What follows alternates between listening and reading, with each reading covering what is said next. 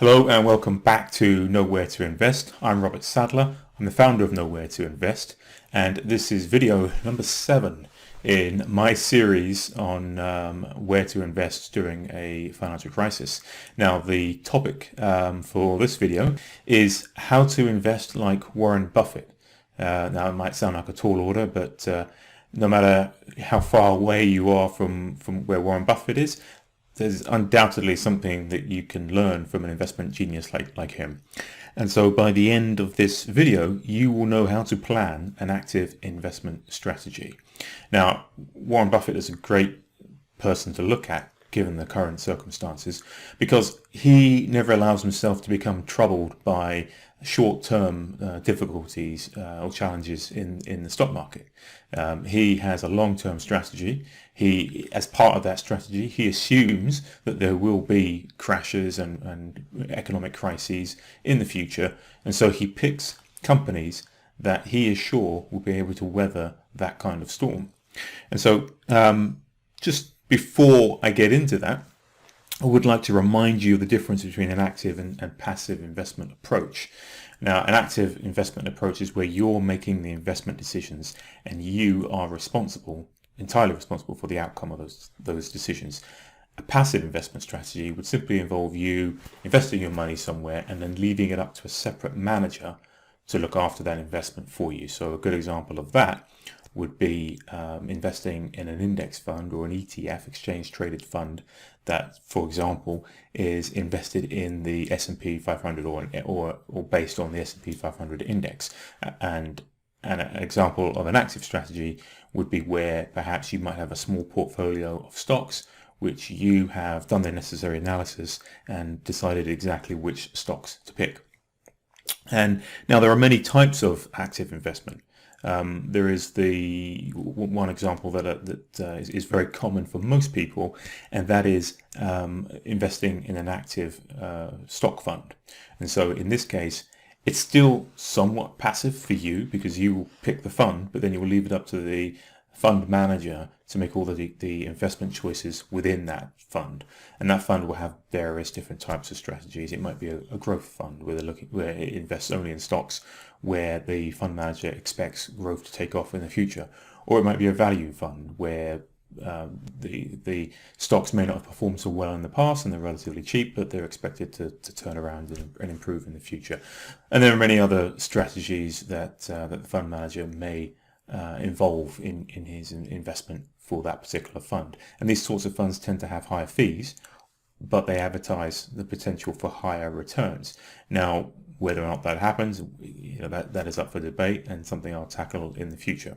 But I will leave you with this, and that is the research to date shows that a passive fund generally over time outperforms active funds. Now that is what I've seen. That's what the research says, but an active manager, I'm sure, will tell you different. And then there's also technical analysis. Technical analysis is a method of using statistical analysis to identify trends and then determine where the stock price is going to go in the future. This is very popular. It's also very popular with people who are new to investing, because there are all sorts of investment services out there that will allow you to use their software, hosted or otherwise, and use that to pick stocks, and they will train you in how to use it. Now, it's quite a complex topic, so I'm going to leave that for a later video, which I'll explore it in depth. But just for now, just be aware that technical analysis is out there, and it's another form of active investment. And then there's what I see to be most common, and that is simply stock picking. And in some of the Facebook groups I belong to, people will pick their stocks on the basis of what other people do or say in the groups. Now, I don't necessarily think that this is a reasonable and adequate basis for choosing stocks, but people do it nonetheless, and some people do very well at it. Whether that's entirely down to luck or they do have some sort of natural ability to pick stocks, that's anyone's guess. But it is a method that I've seen people use, not one I would use myself. And then we come around to, I guess we might call it the Warren Buffett method. And technically this is referred to as fundamental analysis. And by fundamentals, we mean looking at the fundamentals of the investment itself. Who is the company? who manages the company, what do they sell, what has their performance been on a financial basis over the previous years, what do forecasts look like, all these sorts of things. These are known as the fundamentals for that particular investment. And not, different investors will use different approaches to fundamental analysis, but Warren Buffett's approach has proven to be very, very successful for him. So I'll go over those the elements that Warren Buffett focuses on. And so for Warren Buffett, one of the most important things is that he chooses a business that he understands. And so in the 70s, for example, he purchases a substantial amount of stock, a controlling share in the Washington Post. Now, why did he do this? Well, it's a business that he understood as a teenager. He sold magazines, and then later on he delivered newspapers. So, for most of us, I delivered newspapers when I was a kid. I wouldn't say I was that interested in the newspaper business, but Warren Buffett was. And so this was a business that he'd understood for some time. And so this is one of the reasons as to why he selected the Washington Post as one of his investments. Now, before I go on, if this information is useful to you, then please, go ahead and like and make sure you subscribe so that you can see the additional videos that I'll be releasing. And also, I provide a free book for those who are interested, and the link for this book is in the description below, and also that link will take you through to a free email course that is customized for your specific investment challenges. So getting back to Warren Buffett, an important element of his strategy is taking a good hard look at the management team and seeing what kinds of people these are, what kinds of track record they have. And you might get different managers removed from different companies, but have a gift for improving or getting good performance out of those companies. It's a bit like with sports teams. The manager comes in, he can make a huge difference to the performance of that team. Likewise with the management team at a top and a mature company. These guys can have a very, very big impact. It's very, very important, because when there are difficulties, these guys usually know how to sort them out. So management team, their track record, who they are, what the qualities are, very, very important. And two other elements there that Warren Buffett finds appealing are whether or not they distribute dividends to the shareholders, or whether they keep the funds within the company and use it for reinvestment within the company. Now, you can make an argument either way about which is better, but Warren Buffett likes companies that provide dividends. And for those of you out there that like income, then a dividend company, or a company that pays significant dividends, would be of interest to you. In Warren Buffett's view, a company that distributes and rewards its shareholders is a very good company to invest in. But then also the transparency of the investment team. So you don't want a management team. You don't want a management team that hides problems from the investors. This is a really, really serious problem if they do that. So being transparent, admitting to when there are problems. Obviously, the first step to solving a problem is to admit that you have one. So a management team that is prepared to do that and keep the shareholders in the know is a management team that you can trust, but also it's a management team that will talk with the shareholders, communicate with the shareholders, and look for solutions to problems that arise. So once again, for Warren Buffett, this is a very important element before he invests in a company. And then other elements. So he will look at the amount of debt that the company has, and he stays away from companies with high debt. Why? Because a company with high debt is also going to have higher risk. When things get difficult, if there's a recession, then banks can become very, very aggressive about calling in debt. And this is the kind of thing that will push a company into bankruptcy, and the shareholders lose. The banks come in, they take the equity, shareholders lose, and the banks divvy up the spoils amongst them. So a company that has low debt is going to be one that's going to be able to withstand an economic collapse. And also, the other side of that is that not only must they have low debt, but also high profit margins. Again, a company with a high profit margin is going to have a greater amount of funds to distribute to shareholders. So once again, for Warren Buffett, important element. The other important aspect is that the company has the ability to generate cash for the shareholders. And obviously this follows from the quality in that a company is providing dividends to the shareholders. So if the company generates cash and then distributes that cash, in Warren Buffett's view, this is of immense benefit to the shareholder. And then lastly, and this element of things can be a little bit more complex, Warren Buffett is interested in intrinsic value. What is the intrinsic value of the company? What is the intrinsic value of the stock? What do we mean by this? Well, when you look at the stock market and you look at, say, the S&P 500, and you look to see where this particular stock is priced, and let's say, for example, Apple, for example, you'll see the price of Apple, as it is today. But the question is that the intrinsic value of the stock? Is the price that you see that you could pay for that stock today, is that the intrinsic price? Well, there are methods to determine this, and what Warren Buffett will do is he will estimate or project what the future cash flows will be for Apple, for example, and based on the sum of those cash flows, and in investment we use a process called discounting to the present. Don't worry too much about that, but essentially what it means is that the sum of the cash flows are the value of the stock, the actual intrinsic value of the stock. And so what he will look for there is the intrinsic value of the stock higher or lower than the current market value? Now, if the intrinsic value of that stock is higher than the market value, then you know at some point the market will realize this and the current price of the stock will rise to the intrinsic value. That being the case, then this is a good stock to buy. If it's the other way around, if the intrinsic value is lower than the market price, then you might expect the market price to drop it over time. So it's not a stock you'd want to buy. It is a stock you can short sell. Entirely different concept and quite an advanced one. We'll get into that in later videos. But the point is that once Warren Buffett has determined what the intrinsic value of that stock is, he can then decide whether or not it's a good buy. And there's another element to that.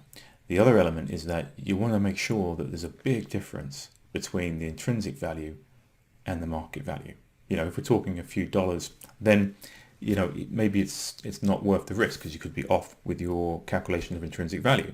But if it's, let's say, 50%, let's say that the market price is half the price of the intrinsic value, where you've got a lot of margin for error. And Warren Buffett refers to this as the margin of safety approach. And this is how he manages his risk. So if you have a large margin of safety between the intrinsic value and the market price, then you can be reasonably sure to make a positive return, and quite a large positive return, from the purchase of that stock.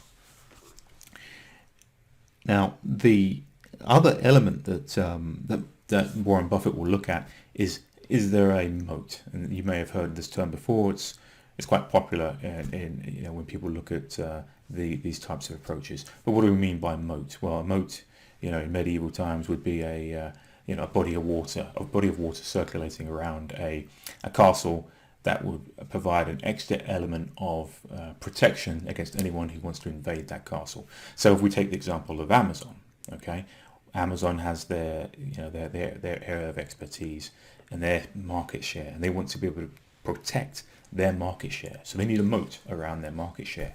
And what is that moat for Amazon?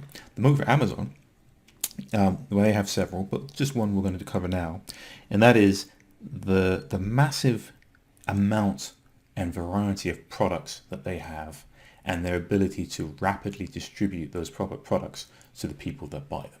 And I can't think of any other company where I can just pick up my phone and find almost any product on that company's website, order it, and in some cases have that product the same day.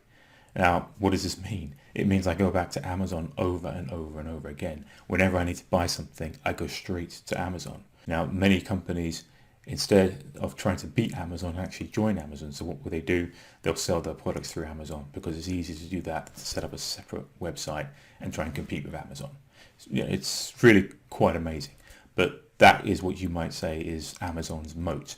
And so this is another element of, you might call, risk management by Warren Buffett, because when he identifies his competitive advantage then he can be reasonably secure in the knowledge that his investment is going to do well over the long term. And it's always about long term with Warren Buffett. It's not about, quick buys and hoping to, make a quick buck on investment. Warren Buffett holds for the long term, and it's worked out very, very well for him. So what does this mean for you? Well, you will recall in an earlier video I discussed Robert Kiyosaki's approach and why it won't necessarily make you rich unless you're drawing the correct conclusions from what Robert Kiyosaki says. And for me, the most important message from Warren Buffett is to mind your own business. What do we mean by that? Well, what we mean is, what is it that you can make a business out of? What are you good at? What skills do you have? What skills do you need? How rapidly can you get those skills in a realistic way that allows you to make the right kind of investment and the right kind of investment for you? Now, as I said before, Warren Buffett only invests in things that have meaning for him, that businesses that he understands, such as the newspaper industry. He understands that very well. But he also has other skills. He has the skills of fundamental analysis. He knows how to analyze a company. He knows what to look for in a company before buying that stock. Now, what you would need to do is sit down and think to yourself carefully, do you have the skills that Warren Buffett has? I mean, and just the basics that he has. I don't mean that you have the skills to necessarily become a billionaire in the next few years, but at least you have the skills that you can make reasonable returns through the fundamental analysis of stocks. Now, normally, to be able to do that, you would have had to have studied finance and accounting at school, and maybe taken courses in addition, and maybe even worked in the industry. Now, I've worked in the industry for decades. I also went to school and studied the requisite knowledge. Now, it doesn't mean you have to spend decades doing that. I've heard of many people who just spent a few years studying, or didn't even study, just jumped straight in, but they had the fundamental understanding of what makes stocks work. And when they got in there, they made mistakes, but they learned from the mistakes. And that's always the key, learning from the mistakes. You don't necessarily have to get a degree in finance. It's just something that would really help. So before embarking on any particular investment strategy, whether it be an active investment strategy, whether it be real estate, whether it be stocks, whether it be bonds, whether it be foreign exchange trading, it's very important to make sure you understand the fundamentals of how those investments work, because then that's what allows you to make good investments and allows you to think about what it is you're investing in. And as I said, these people that I see in Facebook groups are all beginners. Great place to start is by talking to other people, but they will make their mistakes, and I hope that they learn from them and that they continue to grow and become great investors, and that they realize their dreams. But the key here is to have your investments as part of a framework. And I know I've said this many times, but I talk about an investment pyramid or portfolio pyramid, and at each level of the pyramid, you've got different types of investment strategies. So the bottom layer would be your emergency fund, which I've spoken about before. Your next layer would be your retirement fund, because once you've got retirement and emergency taken care of, you can now focus on the top part of that pyramid, which is your aspirational portfolio. This is where you start looking for those big investments, and you really start to look to make some real wealth and do some exciting things. But the key there, as I said, is understanding the business you're getting into, making sure you have the requisite skills, marry those up, and that is how you become a professional investor, and how you make the large returns and get to the wealth and financial independence that we're all looking for. Now, in my next video, I'm going to go a bit deeper, or much deeper actually, into technical analysis, because I know a number of people who get into technical analysis, in particular with FX, foreign exchange trading. Seems to be very important, very popular with people. So I want to get into that and explore that with some detail, and go over what the pros and cons are there, and to hopefully help you decide if that's an option for you. All right. Well, thank you once again for watching. Once again, this is Nowhere to Invest. I'm Robert Sadler, And before I go, I would just like to remind you to hit the subscribe button and also like the video, and of course even share it with people that you think may be interested. Thanks again.